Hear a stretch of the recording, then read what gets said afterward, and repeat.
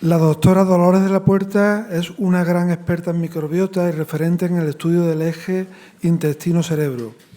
Desde hace 20 años aplica sus conocimientos sobre microbiota en su consulta, con notable éxito, y desde hace 7 ejerce la divulgación a través de las redes sociales y de sus libros. Cuando quiera.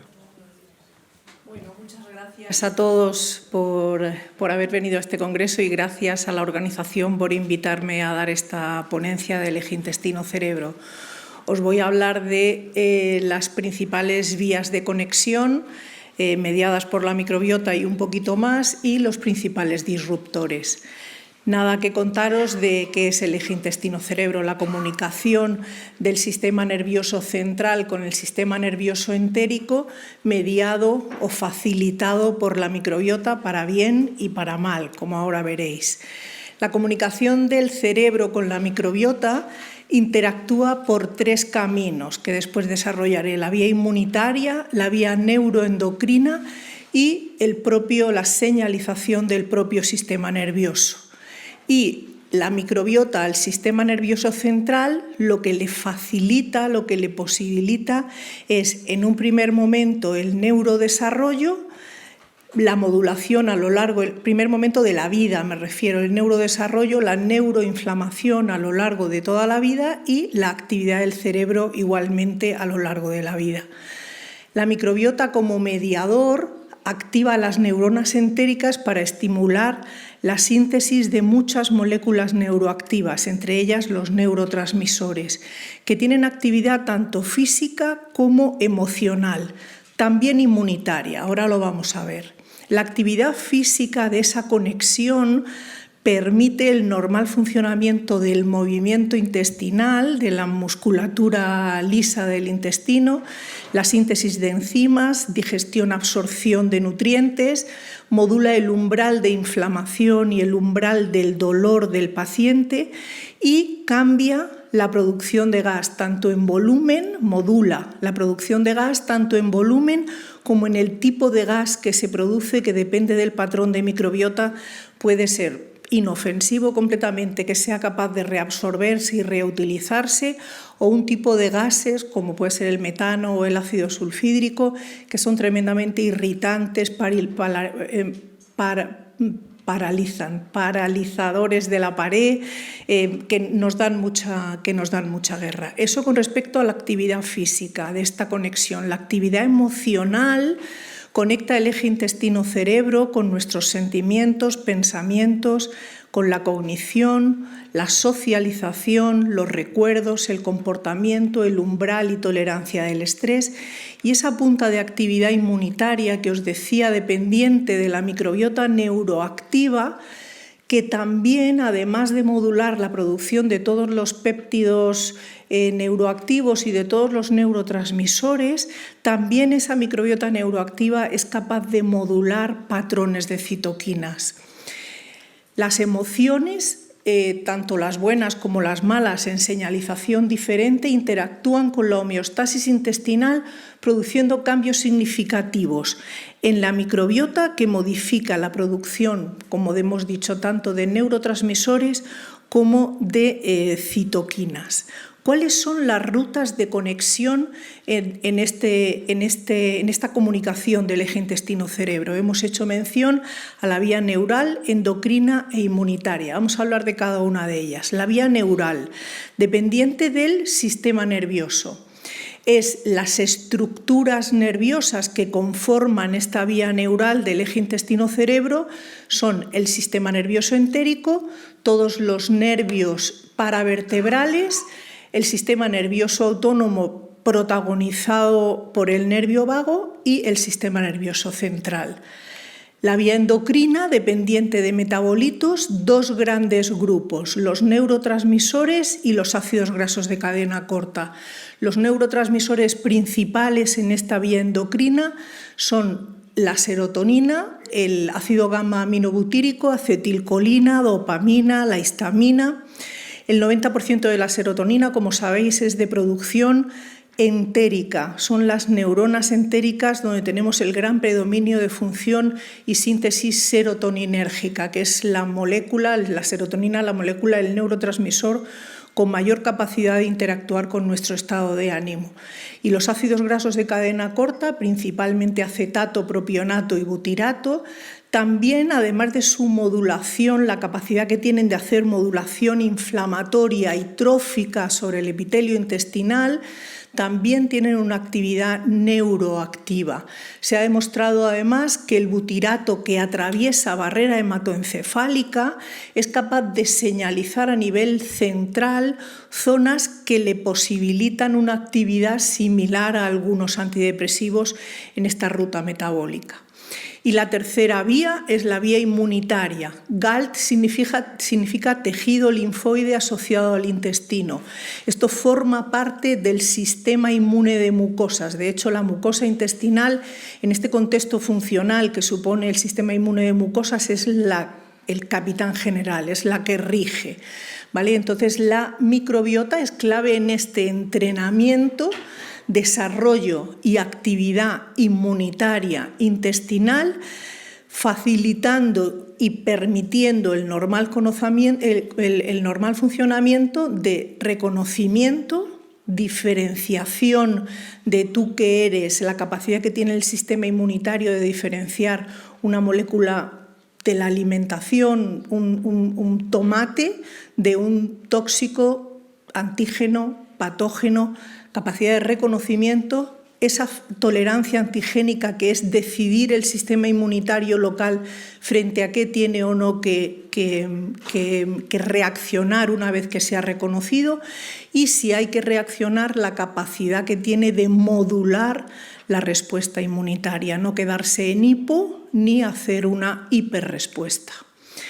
En una situación eubiótica, en una situación de microbiota normal, se asegura la síntesis de moléculas moduladoras de inflamación.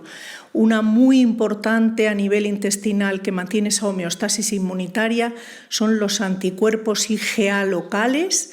Hay otras muchas dependientes de la síntesis directa por parte de las bacterias, las bacteriocinas, defensinas, lisocima, lactoferrina, las catelicidinas y los ácidos grasos de cadena corta que decíamos antes. Recordar que a nivel intestinal la microbiota posibilita un estado inmunitario de inmunotolerancia. Sin embargo, en una situación disbiótica, las moléculas que genera esa microbiota desordenada son completamente diferentes. Hablamos de lipopolisacáridos, flagelinas, amoníaco, indol, escatol, aminas biógenas, las colibactinas. Hay un montón de moléculas tremendamente proinflamatorias que activan el sistema inmunitario, favoreciendo la activación y la permanencia de un estatus, un umbral de inflamación más alto, y también cambian el pH. Esa alcalinización que se provoca en las situaciones de disbiosis favorece que se cronifique ese estatus disbiótico. En este contexto también importante mirar la permeabilidad de la barrera intestinal, porque hay una conexión funcional muy estrecha entre la permeabilidad y el normal funcionamiento de la barrera intestinal y de la barrera hematoencefálica, lo cual esa inflamación local también puede favorecer en este contexto de alteración o disfunción de la permeabilidad estatus neuroinflamatorios a nivel central. Hemos visto las vías. Vamos a ver ahora cuáles son los actores principales en esta función del eje intestino-cerebro. Os voy a hablar de los dos principales, de la microbiota y del nervio vago. La microbiota. Somos organismos simbiontes en una relación mutualista con nuestras bacterias. Eso significa que ambos nos necesitamos para vivir. Imaginaos así porque así sois. Un conjunto enorme y millonario de bacterias, hongos y levaduras, virus y fagos, protozoos, arqueas, que viven en perfecto equilibrio entre ellos y con nosotros. El equilibrio, esa es la clave. Fijaos a la izquierda como intuitivamente es un intestino delgado, lactobacillus, orden. A la izquierda, un patrón disbiótico en ese mismo tramo del intestino. Intuitivamente, las cosas van bien o van mal en un sitio o en otro. Esto dependiente de la microbiota, del equilibrio en el ecosistema intestinal entre las bacterias de homeostasis y los patógenos facultativos. Fijaos en los porcentajes. Hemos dicho equilibrio entre, todos son comensales, ¿vale? Pero equilibrio entre microbiota de estabilización y patógenos facultativos. Lo que supone porcentualmente la microbiota de homeostasis es más del 99% de nuestra microbiota. Menos del 1% es la carga de patógenos facultativos. Lo que tenemos que castigar a este paquete para que los protagonistas sean estos. O sea, qué cantidad de cosas tienen que ir ocurriendo a lo largo del tiempo para que pierda protagonismo la carga de estabilizadores a expensas de un predominio funcional de un grupo que en una microbiota normal supone menos del 1%. Vale, decíamos, eubiosis, disbiosis. En una situación eubiótica, la fisiología intestinal normal facilita, pues, ¿para qué sirve la microbiota? Función de barrera frente a patógenos, función trófica de estabilización de epitelio, rendimiento metabólico, estabilidad inmunitaria. La normal señalización del eje intestino-cerebro además permite la producción de neurotransmisores y la señalización, tenemos receptores de esos neurotransmisores también a nivel del intestino, lo cual contribuye al estado saludable del organismo. Sigo atascada. Vale, un segundo, por favor, la siguiente. Y en una situación disbiótica, ese desorden de microbiota modula el estatus inflamatorio y ese predominio funcional de los patógenos facultativos me alcaliniza el medio intestinal, desorden metabólico, alteración en la señalización del eje intestino-cerebro porque me cambian las moléculas que señalizan y desorden físico y emocional. Os traigo aquí unas fotografías rápidas de los protagonistas de esa microbiota de estabilización. Microbiota protectora, este es el gran batallón de soldados, no tienen grandes protagonismos funcionales, pero son los que se encargan que todo funcione. Lactobacillus, bifidobacterium y bacteroides. Bacterias inmunomoduladoras, estos sí que son los capitanes generales en inmunomodulación y en esos fenómenos que posibilitan el entrenamiento inmunitario. Los fermentadores de carbohidratos largos, las sacarolíticas primarias que favorecen en un segundo tiempo la producción de los ácidos grasos de cadena corta, las muconutritivas, los estabilizadores de la pared, de la capa de mucus que tapiza la pared, también grandes formadores de ácidos grasos de cadena corta y estabilizadores de la membrana. Y la microbiota neuroactiva. Ese eje intestino-cerebro tiene unos protagonistas muy específicos de microorganismos capaces de hablar con nuestro sistema nervioso entérico y de producir neurotransmisores que decíamos que son las moléculas que nos atan a las emociones. La serotonina, la hormona de la felicidad y de la alegría, dopamina, la hormona de la motivación y del placer, la oxitocina, la hormona de la calma, la hormona que nos ayuda a calmar el estrés y fortalecer los vínculos afectivos, endorfinas, alivia el dolor y el bienestar, el ácido gamma aminobutírico, la calma, la paz, la acetilcolina, fija los recuerdos. Todas estas moléculas mediadas su síntesis por la microbiota, la adrenalina me saltaba la alerta, es la química de la felicidad que favorece y posibilita nuestro eje intestino-cerebro. Hemos dicho dos actores, microbiota y nervio vago. El nervio vago, la particularidad que tiene, el nervio vago es un par craneal, es el 10º par craneal, sale del cerebro y llega a todo el tórax y el intestino. La particularidad que tiene de ser un nervio principal principalmente sensitivo. Es la fuente de información sensitiva principal del intestino que tiene nuestro cerebro. Solo un 20% de las fibras son motoras. Su conducción y actividad es bidireccional y forma parte del sistema nervioso autónomo y es un nervio parasimpático. Esa actividad bidireccional, el Instituto Pasteur lo midió, son milisegundos lo que tarda en subir-bajar. Tiene conexión con la microbiota, detecta directamente los ácidos grasos de cadena corta y otros metabolitos bacterianos facilitando su actividad, tiene receptores específicos también para la actividad serotoninérgica y de otros péptidos intestinales y modula ese nervio vago la actividad de las células enteroendocrinas y enterocromafines. Sentimos con el intestino y el intestino siente gracias a la actividad del nervio vago. Por su capacidad para entender, dar respuesta y procesar sensaciones físicas, algunos autores clásicos hablan del nervio vago como el sexto sentido. ¿Cuáles son las moléculas? Aquí voy a meter turbo, El triptófano. El triptófano es la casilla de salida funcional del eje intestino-cerebro en el contexto de los neurotransmisores. Es un aminoácido esencial, lo tenemos que aportar con la dieta, estos alimentos.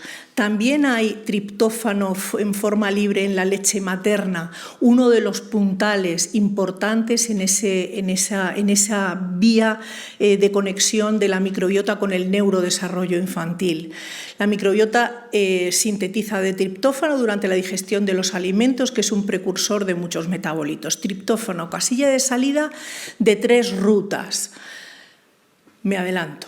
El triptófano participa, es funcionalmente, aquí os pongo un poco los crecimiento celular, función neuronal, inmunidad, síntesis de hormonas, homeostasis, es inmunidad, tolerancia y mantenimiento, estabilidad de la microbiota mediada por el triptófano, que os decía, 3 rutas de metabolismo. La ruta serotoninérgica, la 5-hidroxitriptamina la tenemos dependiente de las neuronas intestinales, hemos dicho el predominio, y también lo tenemos a nivel, hay una pequeña cantidad de neuronas serotoninérgicas centrales. A nivel intestinal, esta serotonina está implicada en el peristaltismo, o sea, en el movimiento intestinal, secreción, absorción, vasodilatación, y en los niños vuelve a estar aquí el mundo del neurodesarrollo. No atraviesa barrera hematoencefálica, pero ¿cómo señaliza esta serotonina a nivel central para el tema del estado de ánimo? A través de las aferencias del nervio vago. Estos tienen receptores específicos que comunican con el núcleo del tracto solitario y con el núcleo del rafe dorsal, que albergan la mayoría de neuronas serotoninérgicas centrales, con lo cual la vía de conexión es aferencias del nervio vago. Estas interactúan con el tema y con el mundo de las emociones y de nuestro estado de ánimo. Esta interrupción en el contexto de la inflamación de las vías de señalización es la casilla de salida para todos los cuadros inflamatorios, tanto un colon irritable como casilla de salida para patología inflamatoria crónica. Primera ruta del triptófano, la ruta serotoninérgica. La segunda es la ruta de las quinureninas, mediada por 2 enzimas. La importancia funcional, el hígado todos conocemos, qué difícil es esto. La importancia de la actividad del hígado en el contexto de la inflamación. Pero estas quinureninas también tienen actividad enzimática extrahepática, con lo cual es un modulador o un regulador para bien o para mal, inmunitario, inflamatorio y neurotransmisor también a nivel sistémico. Y la tercera ruta de metabolismo del triptófano es la ruta del indol. El indol depende de su cantidad, cambia mucho su actividad. Desempeña un papel importante en su cantidad determinada en la estabilidad de la microbiota, en la formación de los biofilm buenos, no todos los biofilm son malos, respuesta antimicrobiana y peristaltismo. Y sin embargo, un exceso de indol por activación de determinadas rutas metabólicas en patrones disbióticos puede producir la activación de derivados específicos que son neurodepresivos. El ácido gamma aminobutírico, hemos dicho la calma, la paz, es el más potente neurotransmisor inhibidor que tenemos en el organismo. Contribuye también a la estabilidad de la motilidad intestinal, del reflejo peristáltico, desde el estómago hasta el colon, y su actividad inmunitaria es sobre linfocitos T. Y luego aquí hay una serie de otros, que serían la melatonina, la dopamina, la histamina, el glutamato. Disruptores: alimentación, fármacos. Fijaros todos los disruptores de medicamentos que se cruzan con la actividad de la microbiota. Tóxicos, fumados, bebidos, respirados, la contaminación ambiental, el sedentarismo, el estrés, el desórdenes en patrones de sueño y el envejecimiento. Las consecuencias que tiene el desorden de la microbiota es la inflamación que tiene padres endógenos y exógenos que tenemos que presentar al paciente. Nosotros modularemos y tendremos que tener en cuenta en consulta, modular y poner en orden todas las causas endógenas, pero el paciente nos tiene que acompañar con este paquete de causas exógenas de la inflamación, modulando su estilo de vida y alimentación durante el tratamiento. Que debemos de insistir al paciente en que tiene que ser vitalmente consciente, proactivo, moverse y cuidar la alimentación, y la parte nuestra para la recuperación de la homeostasis, hacer una dieta antiinflamatoria jugando con nutrientes específicos, depende del caso clínico. Tenemos todo el mundo de bióticos que queramos a disposición. Podemos utilizar metabolitos microbianos, muy interesante el aporte de los ácidos grasos de cadena corta, tanto del butirato como del propionato, aminoácidos, vitaminas, omegas, oligoelementos, fitoterapias, muchos recursos terapéuticos. Recordar que la microbiota ha desestabilizado el enfoque clásico que tradicionalmente conecta las emociones con el cerebro. Hoy sabemos que la cabeza no es el único órgano cognitivo y que el intestino, gracias a la microbiota y al nervio vago, están permanentemente almacenando información, recordando, sintiendo y pensando. Una microbiota fuerte no se hereda, sino que se construye y hay que mantenerla. Y esto contribuye sin duda a un estado anímico feliz. Recordad e insistir a vuestros pacientes que es el momento de ser feliz, porque el paciente es el médico y nosotros, los médicos, solo somos sus ayudantes. Muchas gracias.